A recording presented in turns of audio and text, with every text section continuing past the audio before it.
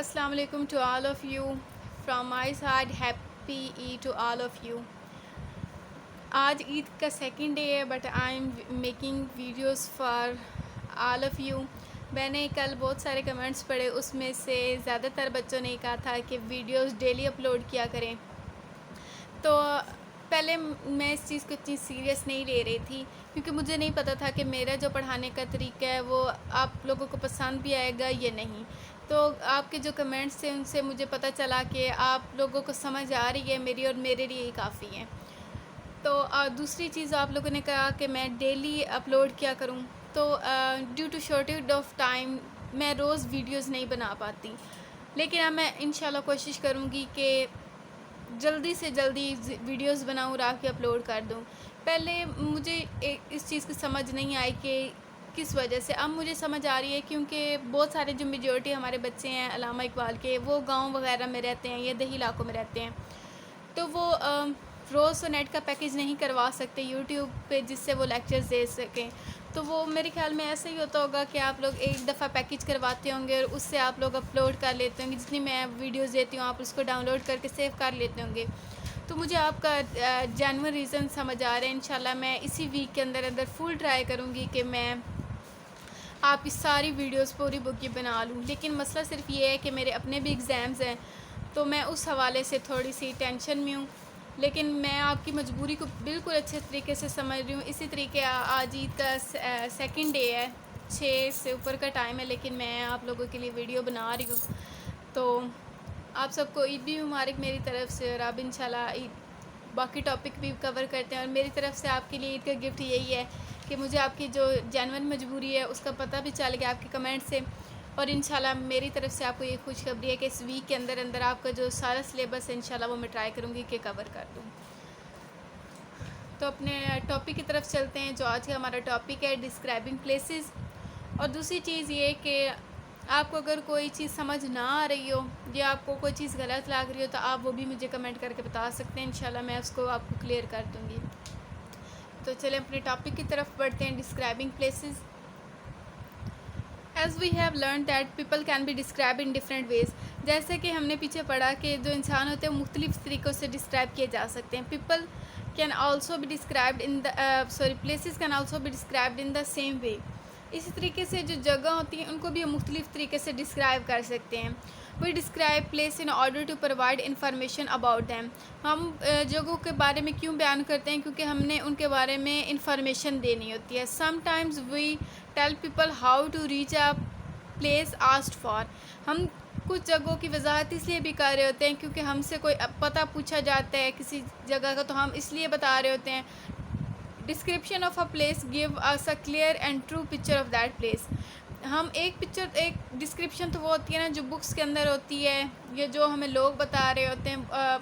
एक डिस्क्रिप्शन वो होती है जो बुक्स के अंदर होती है, वो तो उसमें से बहुत सारी चीज़ें होती हैं जो रियलिटी बेस्ड नहीं भी होती। लेकिन जब हमें कोई इंसान जो वहाँ से होकर आया है वो जब हमें डिस्क्रिप्शन देता है तो हमें सही तरीके से उसका आइडिया होता है कि वहाँ के क्या मसाइल थे, वहाँ किन तरीके से जाया जा सकते हैं, वहाँ पर जब स्टे करने का क्या तरीका होगा। तो ये सारी चीज़ें जब एक इंसान वहाँ से होकर आया वो बताए तो ज़्यादा अच्छे से समझ आती है।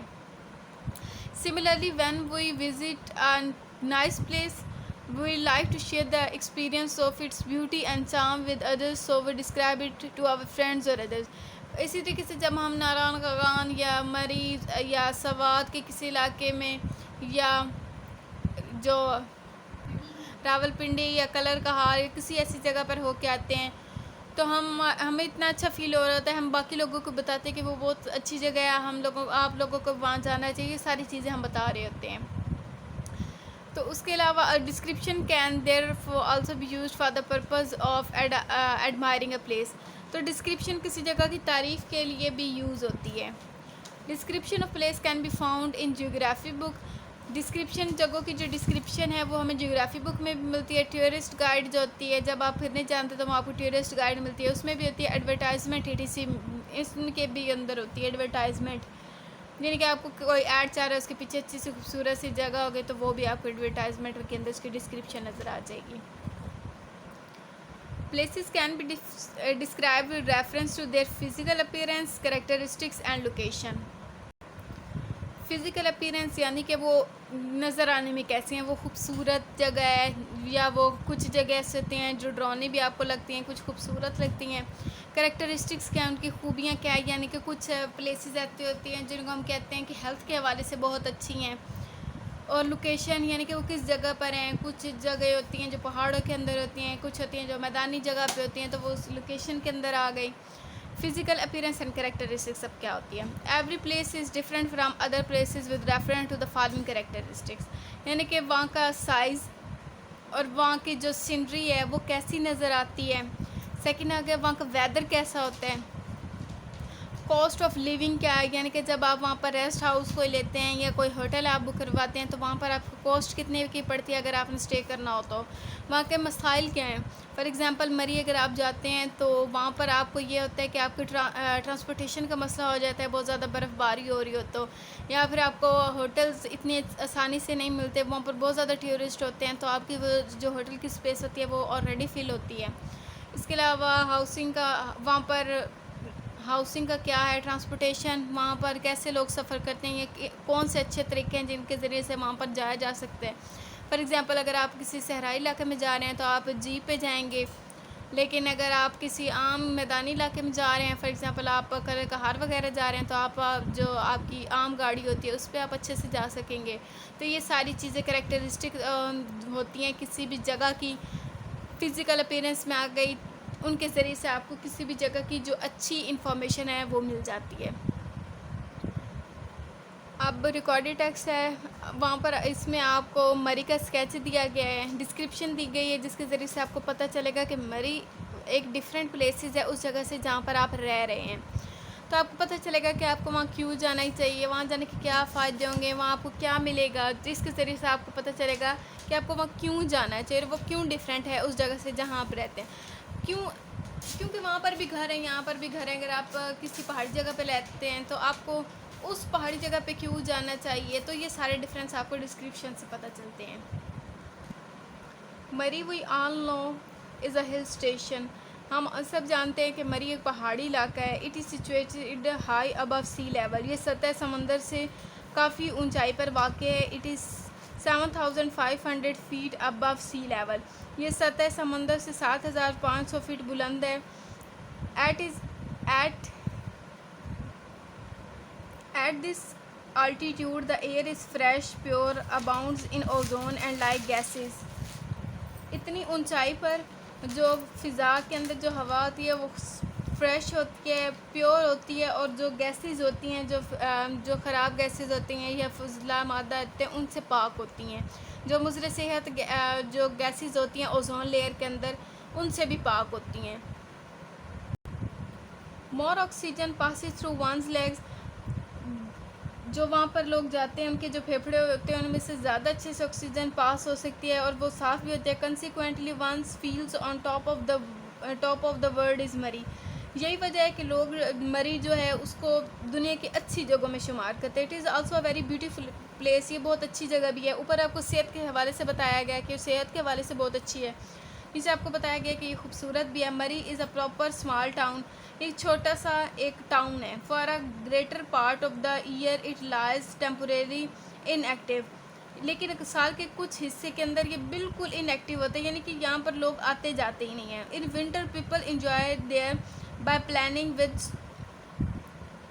इन winter people enjoy there by playing with snow और मेकिंग स्नो कैसल्स, सर्दियों के मौसम में वहाँ लोग बर्फ़ से खेलते हैं और बर्फ़ के छोटे छोटे किले बनाते हैं या स्टैचूज़ बनाते हैं। समटाइम्स देर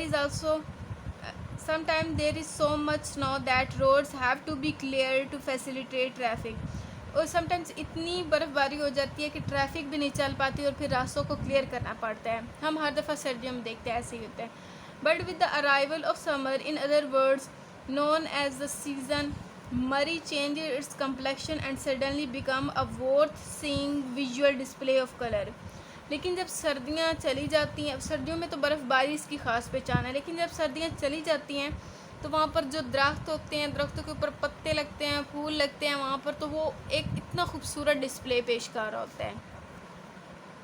तो इस मलका को हिसार इसीलिए उसको कहते हैं कि वो पहाड़ों की मलिका है, वहाँ पर पहाड़ बहुत ज़्यादा खूबसूरत है क्योंकि उनकी जो चोटियाँ होती हैं वो हमेशा बर्फ़ से ढकी होती हैं।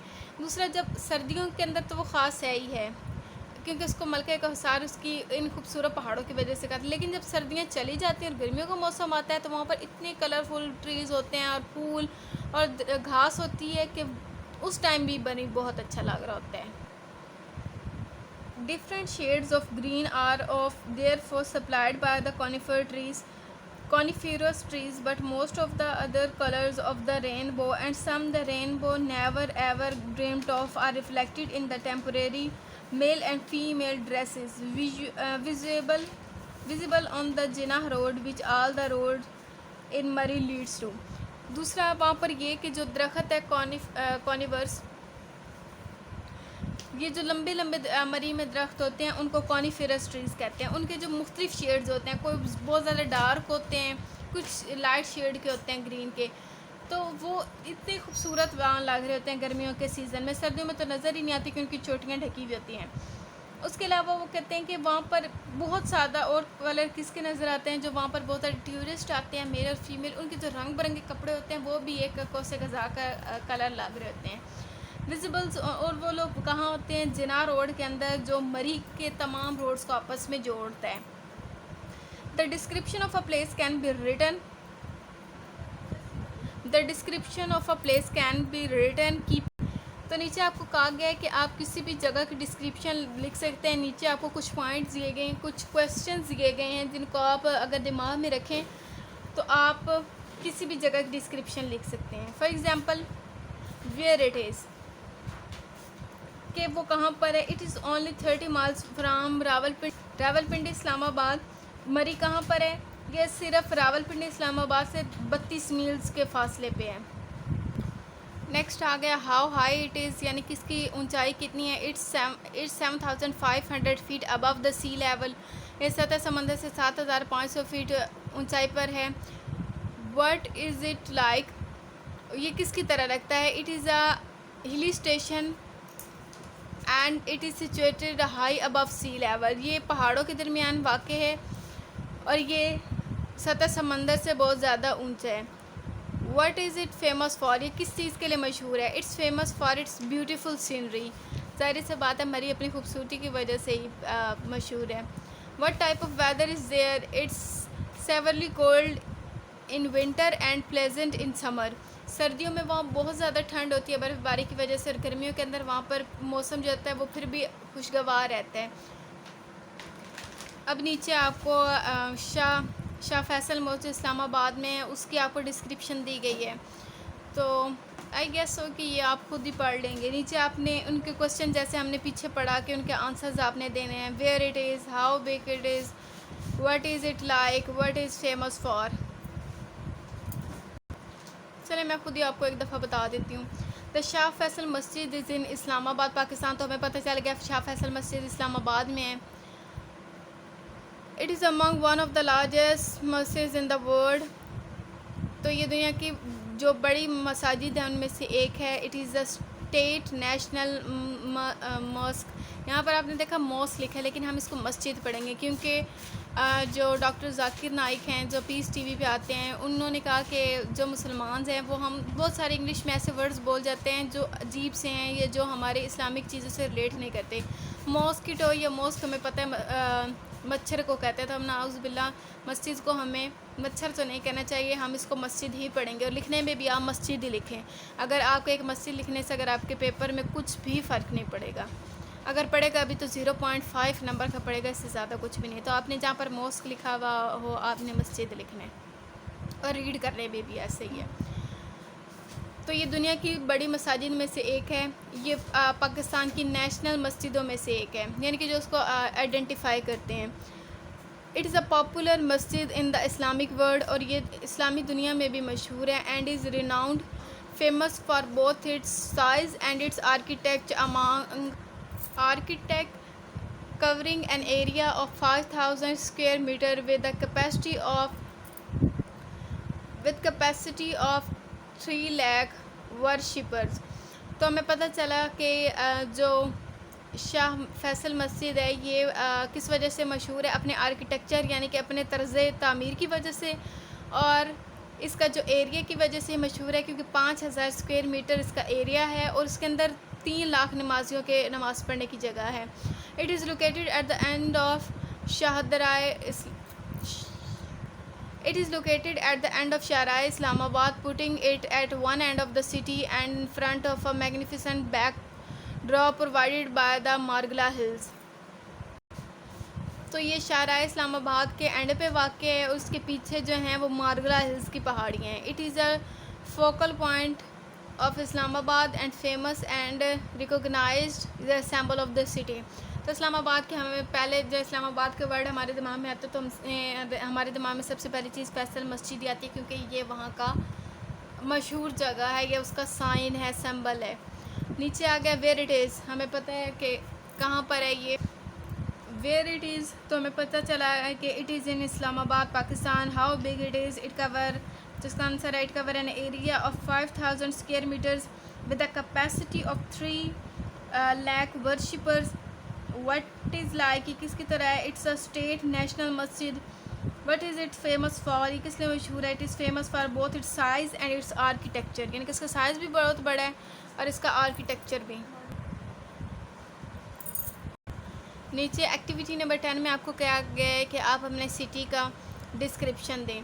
तो उसके अंदर आपको कहा गया कि location mean where a place is situated, we use different expression to ask a location of a place.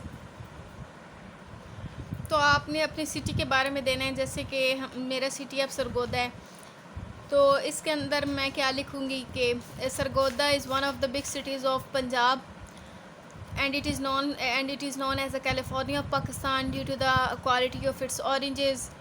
उसके अलावा it's most of the population is uneducated and it's a area of like agriculture. Its most of area is agriculture. Now the developing works are started in there. Many towns are building there, and in Sargodha there is a one famous university, and that is Sargodha University. And beside this, it is known for the quality of its origins. Second, and there are many sugar cans there, and it also known as the city of eagles due to the MM Malam, who belongs to Sargodha, who are the fighter pilot who destroyed the 5 aircrafts of India in 1 minute. तो इस तरह की चीज़ें आपने सरगोदा में लिख देनी अगर आपके अंदर डिस्क्रिप्शन आ जाए। आगे रिकॉर्डेड टेक्स्ट दिया गया, उसके अंदर आपको बताया गया है कि अगर कोई आपसे लोकेशन पूछे तो आप उसको कैसे बता सकते हैं। तो नीचे कुछ एक्सप्रेशंस दिए गए हैं जिनके ज़रिए से आप बता सकते हैं कि लोकेशन। मोस्टली लोग जो सवाल करते हैं वो यही होता है कि पोस्ट ऑफिस का बता दें या हॉस्पिटल का बता दें या फिर रेलवे स्टेशन या मेडिकल स्कूल या लाइब्रेरी का। तो ये ऐसी पब्लिक जगह होती हैं जिन पर लोगों ने फ़र्स्ट टाइम या तो जाना होता है या उनके लिए अर्जेंट होता है जाना और वो उस टाइम कंज्यूम नहीं कर सकते उस टाइम पे, तो वो किसी से रास्ता पूछ लेते हैं। तो आपको क्या एक्सप्रेशन यूज़ करने हैं जब आपने बताना है किसी को। आप अगर सीधे हाथ पे तो आपने कहना it's on the right hand side, it's on the left side, it's in front, go along the street, ये जैसे सड़क जा रही है आप वैसे, it's next close to, it's behind, ये इससे पीछे है। Go along the street for 1 2 3 block, go along the river यानी कि दरिया के साथ साथ चलते जाएँ। Go straight, take a right turn यानी सीधे जाएँ और फिर दाईं तरफ मुड़ जाएँ। लेकिन आपने एक बात ये याद रखनी है कि हम पाकिस्तानियों का सबसे बड़ा मसला ये है कि जब हम किसी को रास्ता बता रहे होते हैं ना, तो हम कहते हैं सीधे हाथ की तरफ आपने जाना है, सीधा हाथ। अब आप ये गलती हम करते हैं मेजॉरिटी लोग के जो हमारा सीधा हाथ है वो सामने वाले का उल्टा हाथ बनता है। तो आप उसको ये ज़रूर क्लियर करें कि आपका लेफ़्ट बनता है, आपका ये राइट बनता है, क्योंकि उसने आपके हाथ का हिसाब तो साथ नहीं ना रखना कि आप वहाँ खड़े थे तो आपका सीधा और उल्टा क्या बनेगा।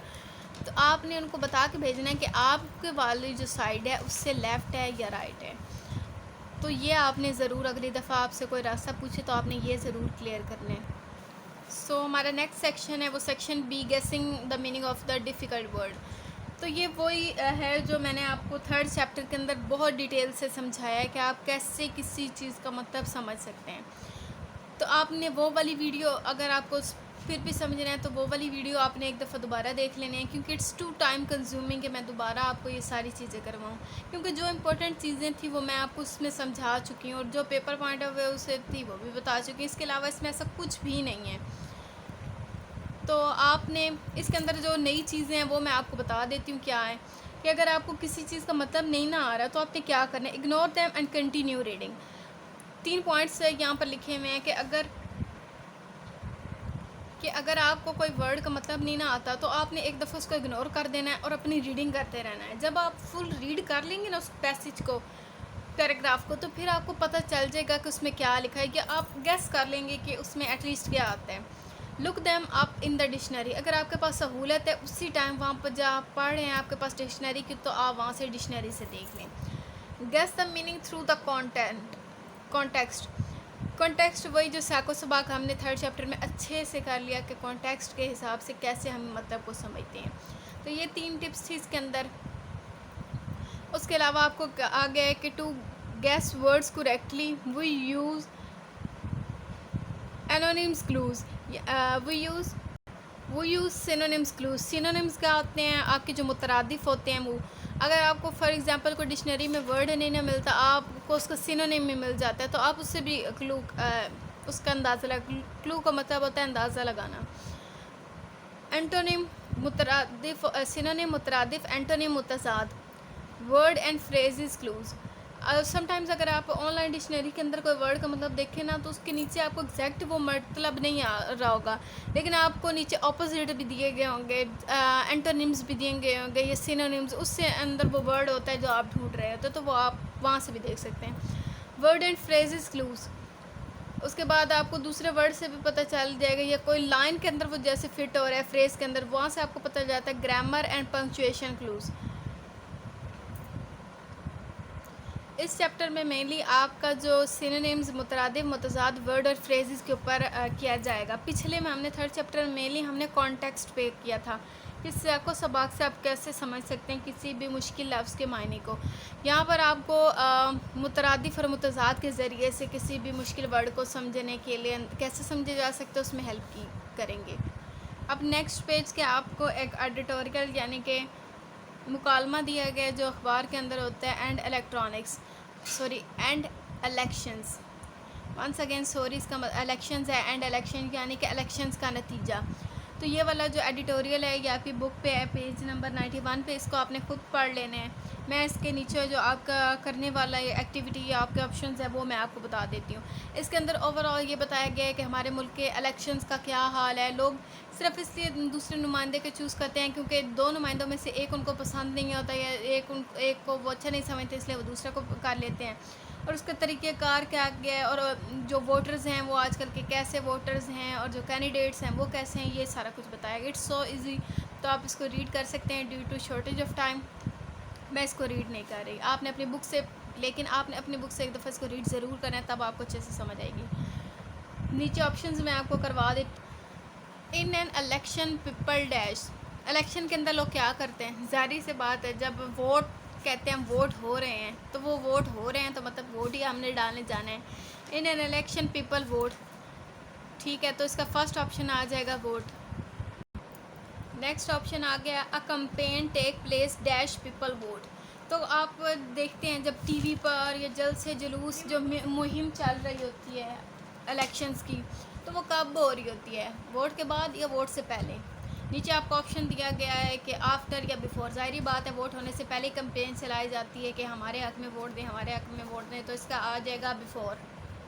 थर्ड ऑप्शन है a candidate is a person dash an election. नीचे 2 ऑप्शन हैं, विन्स द इलेक्शन और वांट्स टू विन। तो ज़ाहिर बात है आपने बैनर्स जो पढ़े होंगे तो उस पर लिखा होता है उम्मीदवार ये उम्मीदवार ये। तो इसका मतलब कैंडिडेट वो होता है जो इंतखाबात में जीतना चाहता है। जीतने वाले को नहीं कहते, जो जीतने की ख्वाहिश रखता हो, जो वोट लेने के लिए या इलेक्शन लड़ने के लिए जो खड़ा होता है। और खड़ा क्यों होता है, जीतने के लिए। तो सिंपल इसका ऑप्शन होगा wants to win, B option होगा इसका। नेक्स्ट है option 4, if you oppose an idea you dash with it. आप अगर एक नज़रिए से या एक राय से अगर आप इख्तलाफ करते हैं तो आप क्या करते हैं? ज़ाहिर बात, अगर आप किसी आइडिया से इख्तलाफ कर रहे हैं, मुखालफत कर रहे हैं, तो आप इससे इख्तलाफ ही कर रहे हैं। अपोज़ का मतलब होता है मुखालफत। अगर आप किसी आइडिया की मुखालफत कर रहे हैं तो ज़ाहिर बात है आप उससे इत्तफ़ाक़ नहीं करते। एग्री का मतलब इत्तफ़ाक़ होता है, डू नॉट एग्री आप उससे इत्तफ़ाक़ नहीं करते, तो उसमें आ गया do not agree, B option आएगा। नेक्स्ट है a party is dash, a person want to be the leader of a country, a group of people with the same political ideas. तो पार्टी कौन सी होती है? पार्टी जब पहली बात है, पार्टी होती बहुत सारे लोगों की, एक बंदा एक पार्टी के अंदर नहीं हो सकता, वो आज़ाद उम्मीदवार होता है। तो पार्टी जब बनती है तो पार्टी बनती ज़्यादा से लोगों की है, तो पार्टी के वो लोग होते हैं, इसका बी ऑप्शन आएगा, अ group of people with the same political ideas, तो इसका बी ऑप्शन आ जाएगा। नेक्स्ट ऑप्शन हो गया if you are eligible to vote you are dash to vote. अगर आप इस अहल हैं कि आपको वोट कास्ट करने दिया जाए तो आप क्या करेंगे? You are allowed to vote, तो आपको इजाज़त दी जाएगी कि आप वोट कर लें। अगर आपका शनाख्ती कार्ड बना हुआ है और आप दिमागी लिहाज से ठीक हैं, क्योंकि माजूर अफराद को ये जो दिमागी माजूर होते हैं उनको ये इख्तियार नहीं होता कि वो दे। तो अगर आप 18 साल से ऊपर बड़ी आपकी एज है और आपका आईडी कार्ड बन चुका है तो आपको अलाउ किया जाता है कि आप वोट कास्ट कर लें। नेक्स्ट आपको एक्टिविटी नंबर 12 के अंदर आपको एक डायलॉग दिया गया है जो एक ड्राइविंग टीचर और स्टूडेंट के दरमियान है। उसके ज़रिए से आपको कहा गया है कि आपने जो वर्ड्स के मीनिंग है वो फाइंड आउट करने हैं। Student, when I pass the test can I drive any kind of vehicle. Student कहता है कि जब मैं ये टेस्ट पास कर लूँगा तो मैं कोई भी व्हीकल चला लूँगा। Teacher, no only a car, no motorcycle and no trucks. तो वो कहती है कि नहीं, हर तरह की तुम चीज़ नहीं चला सकते, सिर्फ तुम कार चला सकते हो। अ व्हीकल, और अब हमें कहा गया कि व्हीकल का मतलब ढूंढें। A vehicle is something use to roads to carry people और things, water to carry people और थिंग्स। ज़ाहिर बात है कार, मोटरसाइकिल और ट्रक्स जो हैं वो इंसानों को इधर उधर ले जाने के लिए यूज़ होते हैं। तो हमें पता चला कि जो व्हीकल है it's use for roads to carry people और थिंग्स। नेक्स्ट ऑप्शन आ गया आपका when you steer a car you dash look straight ahead and avoid the other cars, control the direction of the cars। जब आप गाड़ी चला रहे होते हैं तो आप क्या करते हैं?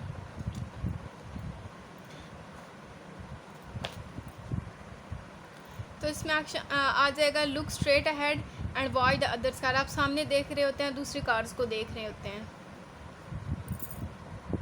नेक्स्ट टीचर कहती है now I want you to turn right, remember to signal. अब मैं चाहती हूँ कि तुम दाएं तरफ मुड़ जाओ और सिग्नल का ख्याल रखो। To signal mean to turn right और left, to let someone know what you are doing to do. Teacher अपने स्टूडेंट को कहते हैं जो ड्राइविंग सीख रहा होता है, क्या मैं चाहती हूँ कि तुम दाएं तरफ मुड़ जाओ, रिमेंबर टू सिग्नल। आपने गाड़ियों को देखा है कि जब वो मुड़ने लगती हैं तो पीछे से सिग्नल शो कर रही होती हैं मुड़ने से पहले। तो वो मतलब होता है कि वो पीछे वाली गाड़ियों को ये साइन शो करते हैं कि हम यहाँ से इस तरफ को मुड़ने वाले हैं। तो इसका मतलब होगा to let someone know that you are going to go. तो इसका बी ऑप्शन होगा कि आप दूसरों को बताना चाहते हैं कि आप इस तरफ मुड़ने वाले हैं। नेक्स्ट, तो यहाँ पर आपको जो वर्ड दिया गया आपने उसका मतलब ढूंढना है। यहाँ पर सिग्नल का था, पीछे हमने किया शेयर आकार का मतलब होता है कि आप सामने देखें और दूसरों की गाड़ियों को देखें। तो नेक्स्ट आ गया teacher, do you see that sign, if it means you are near a sharp curve, be careful and remember to slow down, there was a fatal accident here last weekend in which 2 people died. तो teacher कहती है कि क्या तुम यहाँ पर sign देख रहे हो, इसका मतलब है कि आगे एक बहुत ज़्यादा ख़तरनाक मोड़ आने वाला है, वहाँ पर तुमने ध्यान करना है और अपनी गाड़ी को स्लो डाउन कर लेना है। देयर वाज अ फैटल, वहाँ पर एक बहुत ज़्यादा संगीन या बहुत ज़्यादा हौलनाक हादसा हुआ पिछले हफ्ते जिसके अंदर 2 लोग मर गए। तो टू स्लो डाउन का मतलब क्या होगा? To go more slowly. इसका मतलब है कि तुमने और ज़्यादा अपनी रफ्तार आहिस्ता कर लेनी क्योंकि आगे मोड़ है। Driving while talking on mobile can be fatal in a fatal accident, someone dies और हिट अनदर कार। तो इधर आ गया कि driving while talking on mobile can be fatal. Fatal का मतलब हमने देखना है in a fatal accident someone dies या हिट अनदर कार। फैटल का मतलब होता है डेंजरस। हमने ऊपर भी पढ़ा ना कि इन a fatal accident, option number 4 के अंदर हमने पढ़ा कि फैटल एक्सीडेंट हुआ और जिसमें 2 बंदे मर गए। तो जो फैटल एक्सीडेंट होता है उसके अंदर बंदे जब मरते हैं तो वो ज़ाहिरी किस्म को संगीन किस्म का एक्सीडेंट होता है। तो फैटल का मतलब डेंजरस या मोर सीरियस। तो जब मोर सीरियस और डेंजरस होगा तो उसमें बंदे मरेंगे, सिर्फ गाड़ी हिट नहीं करती। नेक्स्ट टीचर कहती है now maintain your speed, don't go any faster and don't slow down. To maintain mean, maintain का मतलब आ गया, वो कह रही है कि मेंटेन करो अपनी स्पीड को, ज़्यादा तेज़ ना हो जाना और ज़्यादा आहिस्ता भी ना हो जाए, यानी कि तुम आप जिस स्पीड पे हो उसी पे रहो। तो जो चीज़ उसी पे रहती है वो कंटिन्यू हो रही होती है। तो इसका में आ जाएगा B option, to continue to do as before. जो पहले काम हो रहा था यानी कि जो स्पीड पहले थी उसी को रखो तुम। नेक्स्ट आ गया teacher okay we are on the highway now you must speed up, don't go slowly on the highway you can crash if you go too slowly और टू फास्ट। तो यहाँ पर कह रही है टीचर कि अब तुम ऐसा करो कि हम हाईवे पे हैं तो तुम अपनी स्पीड जो है उसको स्पीड अप कर दो, अपनी स्पीड अप हो जाओ कार को। यहाँ पर जो हाईवे होता है या मोटरवे, जो हमारी हाईवे भी कह सकते हैं मोटरवे, जब हम मोटरवे पे जा रहे होते हैं तो हमें कहा जाता है कि स्पीड पे आपने जाना है, क्योंकि अगर आप बहुत ज़्यादा स्लो जाएंगे तो आप बहुत लंबा रास्ता हो जाएगा। अगर आप बहुत ज़्यादा एक्सेसिव